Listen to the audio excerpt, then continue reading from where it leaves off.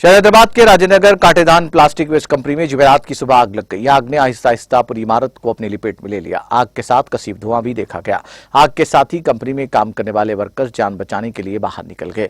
इत्तला मिलने पर पुलिस और फायर ब्रिगेड ने मौके दांत पहुंचकर आग पर काबू पा लिया। इब्तदाई तौर पर इस बात की तस्दीक की गई कि आग शॉर्ट सर्किट के बाइस लगी। इस वाकये में किसी जानी नुकसान की कोई इत्तला नहीं मिली है, अलबत्ता माली नुकसान जरूर हुआ है।